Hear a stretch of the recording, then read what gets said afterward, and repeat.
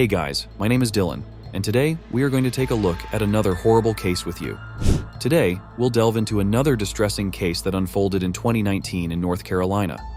The state of North Carolina is the birthplace of country Watauga, known for blues and Cherokee Indians. Whereas the state has very low rates of crime, and if it does make the national news networks, it is more often due to bad weather like snowstorms, tornadoes, and severe thunderstorms. But it's not always the case.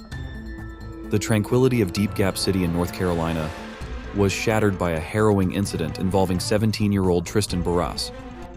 Coming from a devout and sizable family, Tristan perpetrated a gruesome act, brutally taking the lives of his all-loved ones within the confines of their family home on April 10, 2019.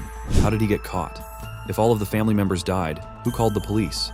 The evening of the tragedy unfolded when emergency services received a distressing call from a young woman reporting a distressing scene. Copious amounts of blood within her home and the absence of her parents and younger brother. Racing against time, police officers swiftly responded, making their way to Deep Gap, situated just a mile from the border of Watauga and Wilkes County. Upon arrival, the officers were greeted by a haunting trail of blood, leading from the walkway to the front door and continuing inside, marking the passage of unspeakable horror. As they meticulously combed the area, their search led them beyond the confines of the house, where they made the grim discovery of a man's lifeless body concealed under a canopy of leaves, bearing the evidence of multiple stab wounds. Shortly after, around 10:30 p.m., the family's pickup truck was discovered clandestinely tucked away in the surrounding woods. Tragically, it was not empty. The woman's lifeless form lay within, shrouded by a blanket, while bags of mulch had been callously piled on top. This senseless and impulsive act unfolded as a domestic tragedy, leaving a community reeling with shock and disbelief. Cherokee Borase, Tristan's father, bore the weight of pastoral responsibility as the leader of the conservative Post-Bible Fellowship Church, a Protestant denomination deeply rooted in Mennonite tradition. Tristan's upbringing was steeped in the solemnity of personal piety and an acute awareness of living under the vigilant gaze of a higher power. His formative years were marked by a disciplined regimen of Bible study, moral instruction, and a stern disapproval of worldly pleasures, including laughter and vibrant attire. Under the guidance of his father, Pastor Harry Borase, Jeffrey imbibed the virtues of kindness, love, gentleness, and patience. These foundational principles, emphasizing good deeds, charity, missionary work, and a commitment to nonviolence, shaped Jeffrey's character, molding him into a compassionate and empathetic young man. As a young man, Jeffrey embarked on a summer job at the Big Surf Water Park, nestled along the shores of Lake of the Ozarks in Missouri. It was there, on his inaugural day of work, that he encountered a kindred spirit in Tanya Mae Trandom, a girl whose demeanor exuded charm and humility. Tanya, much like Jeffrey, was raised in a household where Christian principles held sway, instilling in her a deep sense of patience, humility, and selflessness. Their shared values and upbringing formed an instant bond between the two, with Tanya envisioning in Jeffrey the embodiment of an ideal future husband and devoted father. Presenting him with a picture of an elderly couple clasping hands, she declared, "That will be us one day." Jeffrey's mother, Kathy Brown, fervently prayed for her son to find a spouse who shared his unwavering faith, and in Tanya, she believed her prayers had been answered. Their union and marriage heralded the continuation of the values they held dear, with the cherished photo from Tanya serving as a poignant symbol of their aspirations. Soon, their family blossomed with the arrival of their first child, a darling girl named Taylor, followed by the joyful addition of 3 more children. Among them, their youngest son, Tristan, entered the world, completing their familial tapestry. Taylor, the eldest, assumed the role of a nurturing big sister, extending care and support to her siblings with unwavering devotion. However, her strongest bond was with her younger brother, Tristan. Despite their age difference, they were inseparable companions, sharing adventures in sports, music, and mischievous pranks.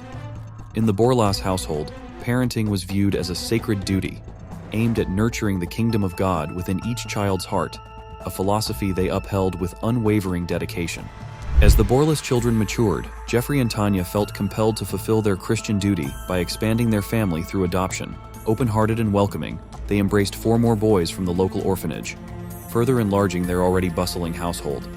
With this addition, the family now boasted a total of 8 children: Taylor, twins Ka and Alexis, Misery, Al, Stephen, Miku, and Tristan. Aligned with their deeply held religious convictions, the Borase household operated under strict guidelines regarding technology and relationships. Children were barred from using cell phones and social media until reaching a specified age, while an ethos of asceticism underscored the encouragement of modest needs and desires. Boys were prohibited from dating until completing high school, a milestone marking their transition into adulthood at the age of 18. Despite these constraints, the Borase children experienced a nurturing upbringing akin to any other household. Their parents, Jeffrey and Tanya, made no distinction between biological and adopted children, showering each with equal measures of attention, care, and affection. Tanya, in her role as the loving matriarch, cultivated a harmonious atmosphere within the home, diligently overseeing the dynamics between siblings, fostering unity through prayer, and exemplifying compassion through acts of kindness. In times of adversity, the Borase family's commitment to virtuous living was unmistakable. When a devastating hurricane struck Haiti, leaving countless individuals homeless and destitute, Tanya demonstrated an extraordinary display of compassion. Sacrificing her cherished wedding ring, she selflessly donated the proceeds to a foundation dedicated to rebuilding housing for the hurricane victims. In exchange for her sacrifice, she embraced the simplicity of a humble, unassuming replacement, a tangible reminder of her unwavering commitment to serving others and instilling the values of mercy and generosity within her children through her own exemplary actions. In 2015, Taylor's graduation from high school marked a significant milestone as she embarked on a new chapter of her life, venturing to Boone to pursue higher education at Appalachian State University. While her departure brought a sense of pride for her accomplishments, it left Tristan grappling with profound feelings of loneliness and isolation. Taylor had been more than just a sister. She had been his closest companion, his confidant, his truest friend. Her absence left a void that echoed throughout the Borase household. Although Taylor returned home whenever possible, her visits were fleeting, as she now had her own life to lead, free from the constraints of parental oversight. Meanwhile, Tristan found himself trapped in the familiar confines of the family's rules and routines, rules he had long chafed against. His resentment grew, fueled by his disagreements with his parents' religious beliefs and the restrictions they imposed. The absence of a cell phone and the inability to engage with peers on social networks only exacerbated his sense of alienation, particularly in an age where digital communication had become an integral aspect of teenage socialization. As Tristan grappled with his increasing frustration and sense of isolation, conflicts with his parents escalated. The chasm between their differing worldviews widened, with Tristan feeling increasingly stifled by the constraints of his upbringing. The departure of his sister served as a catalyst for his burgeoning rebellion, setting the stage for tumultuous clashes within the Borase household.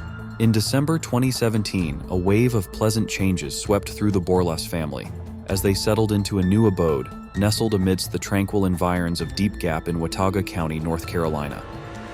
Their spacious new home, situated along a rustic dirt road enveloped by woodlands, provided ample room for the family to spread out and thrive. The upgrade from their previous residence was palpable, offering a welcome respite from the confines of their former dwelling. One particularly advantageous aspect of their relocation was the proximity to Robin, Tanya's mother and the children's grandmother. Living just under 2 miles away, Robin's presence provided a reassuring safety net, offering invaluable support whenever needed, particularly in caring for the younger members of the family. This newfound closeness fostered a sense of familial unity and convenience, enhancing the overall quality of life for the Borase clan. However, while the move brought positive changes for the family as a whole, its impact on Tristan remained uncertain.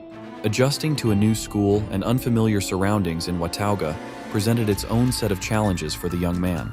Despite these hurdles, Tristan threw himself into his new environment, enrolling at the local high school and immersing himself in track and field activities. Meanwhile, his peers pursued summer jobs as camp counselors, embracing opportunities for personal growth and enrichment.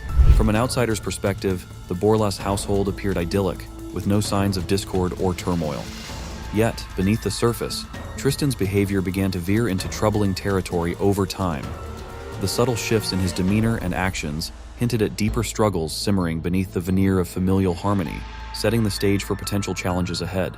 In 2018, concerns about Tristan's emotional well-being surfaced as his school insisted on multiple consultations with a psychologist regarding his anger issues and difficulty controlling impulsive behavior. By 2019, while still in high school, Tristan's academic performance began to suffer despite his evident intellectual capabilities. What once was a diligent student actively engaged in school life transformed into an apathetic, withdrawn teenager who showed little interest in his studies. Tristan's academic struggles exacerbated with each passing day, leading to tardiness, disengagement, and a visible lack of motivation. Often seen with headphones on during class, he appeared detached and disinterested, prompting some teachers to extend a helping hand.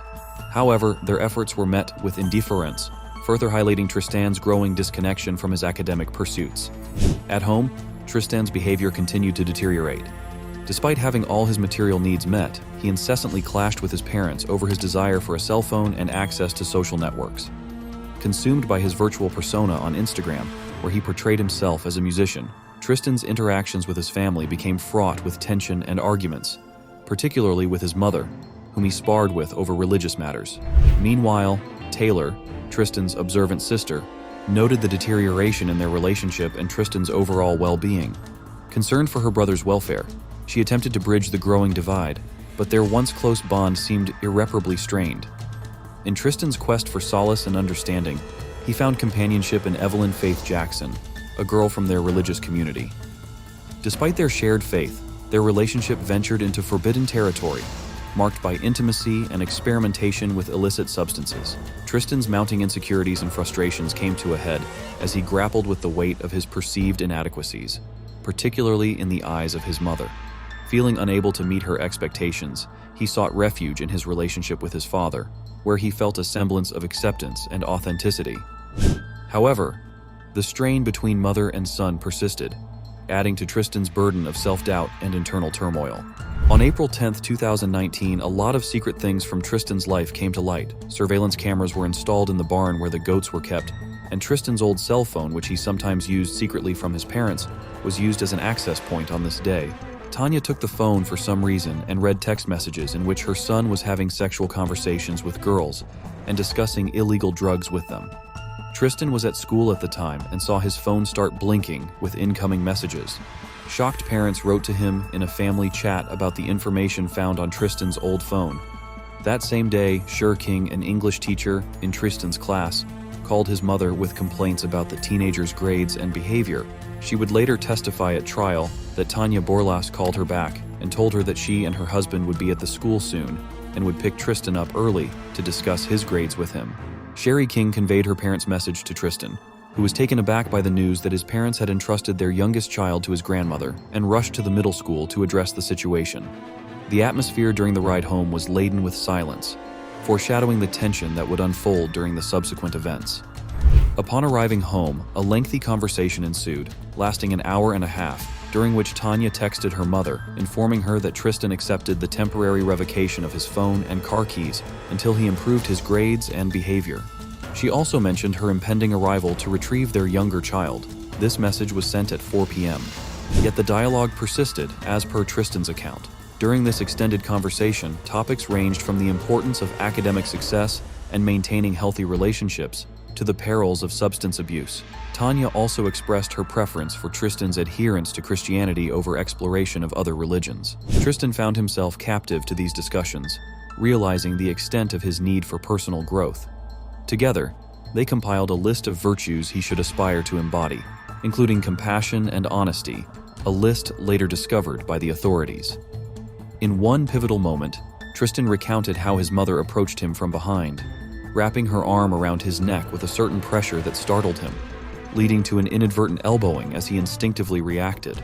According to Tristan's recollection, his mother had never exhibited such behavior before, which prompted his instinctive reaction. Startled by his inadvertent blow, his mother, in turn, reached for what he perceived as a pair of scissors from a nearby shelf and advanced towards him. In a state of shock and believing he was defending himself, Tristan stabbed her and then fled to seek assistance from his father. Subsequent forensic examination failed to uncover any evidence of strangulation marks on Tristan's neck, refuting the notion that his mother had attempted to strangle him. During the trial, the prosecution presented photos of Tanya's neck taken by the medical examiner, revealing a fractured neck bone. In contrast, the psychologist testified that Tristan was mentally sound at the time of the incident, but was afflicted by severe cognitive impairment. experiencing feelings of depersonalization and derealization, rendering events unreal to him. However, despite the psychologist's assessment, the court and jury dismissed it, branding Tristan as a cunning manipulator and a societal menace.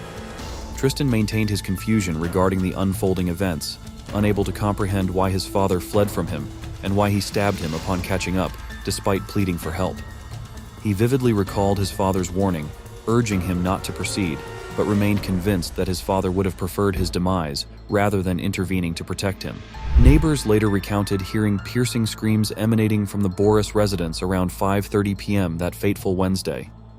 After the ordeal concluded, Tristan retreated back to the house where he succumbed to violent bouts of vomiting, an occurrence interpreted by the psychologist as indicative of extreme stress rather than premeditated murder. However, the jury adamantly opposed this interpretation, swayed by the compelling evidence presented during the trial. Detailed forensic reports from the medical examiner painted a gruesome picture of the violence inflicted upon Tristan's parents. The murder of his father and subsequent actions painted a damning picture. Tristan not only returned to the scene but also clandestinely disposed of his mother's body, concealing it under a tarp in the truck, and meticulously sanitized the crime scene, including washing the porch outside the house with a hose for nearly an hour. Around 8:30 p.m., Tristan made an unsettling appearance at his grandmother's residence to collect his younger brother, Robin. Robin couldn't help but feel a sense of unease, finding Tristan's behavior out of character. Tristan hastily explained that their parents had an urgent errand at the store and regretted not being able to personally retrieve his brother. Roughly 20 minutes later, Robin received a troubling call from another grandson, expressing frustration at his parents' failure to answer calls and pick him up from his part-time job, as was their routine. Alarmed by the situation, Grandma contacted Alexis, urging her to fetch her brother. They agreed to rendezvous at Jeffrey and Tanya's house to assess the situation. As they approached the property, Robin noticed blood stains on the porch, initially attributing them to the couple's animal rearing activities. However, her concern heightened when she entered the house to retrieve a flashlight and encountered a scene of carnage. Blood splattered across every surface.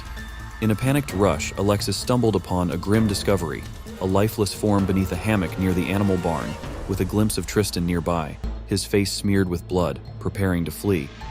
Reacting swiftly, Alexis dialed emergency services, relaying the distressing situation. The operator instructed them to seek refuge in the car until the authorities arrived. 10 agonizing minutes later, law enforcement officers descended upon the scene. After enduring hours of anxious anticipation and providing statements, they were escorted to the police station. There, the grim truth was revealed. Jeffrey and Tanya Borase had been found dead. While examining the crime scene, detectives discovered a computer interface within the residence, linking the in-home video surveillance system to the monitors. Upon accessing the system, detectives observed a grid display showing live feeds from various cameras. They promptly sought a warrant to obtain credentials from the system's servicing company. Meanwhile, Tristan reached out to his girlfriend Evelyn and visited her at her residence. Sensing his unease and noticing scratches on his forehead and arms, Evelyn inquired about his condition. Tristan reassured her, attributing the scratches to a disagreement with his parents and playtime with his dog. Describing his injuries as 3 scratches on his forehead, a hand wound, a cut finger, and a bruised fingernail, Evelyn corroborated Tristan's account. Shortly after the incident, Tristan posted a photo of his injuries on Snapchat, claiming they were caused by his father's dog. Confirming the injuries' authenticity, Evelyn noted that they matched what she saw. The following morning, Tristan and Evelyn initially planned to go to school after a trip to Walmart and McDonald's, but ultimately changed their minds. Convinced that Tristan sought respite from his parents, Evelyn suggested staying with a relative in another state. They agreed and traveled to their destination. While driving with Evelyn, Tristan noticed police lights behind them, suspecting his parents had reported the car stolen. Attempting to evade capture, Tristan accelerated on the highway but eventually yielded to the pursuing officers, surrendering as the Ford was encircled by police vehicles. Evelyn, bewildered by the scene, witnessed Tristan's arrest without his apparent distress. Following his arrest, Tristan's April 11, 2019 interview with investigator Matthew was recorded, where he candidly confessed to the crime and provided detailed accounts of his actions, occasionally breaking into tears. Despite being a month shy of his 18th birthday, Tristan Borase was remanded into custody without bail. Funeral services for the couple took place on April 17, 2019, at Bible Fellowship Church, with pastors William C.R. and Brad Gray officiating. During the trial, Tristan expressed remorse for the tragic events and acknowledged the validity of his family's concerns, supporting their decision to enforce a permanent ban on contact to ensure their safety. On March 3rd, Tristan Borase was handed a life sentence without the possibility of parole for each count of first-degree murder. This internal conflict led to a collaborative effort between him and his mother to compile a list of perceived flaws in need of correction, raising questions about whether such suffering could have been prevented in a more nurturing and understanding family environment. Dylan was with you. Please subscribe Crime Crows and leave a comment with your opinion.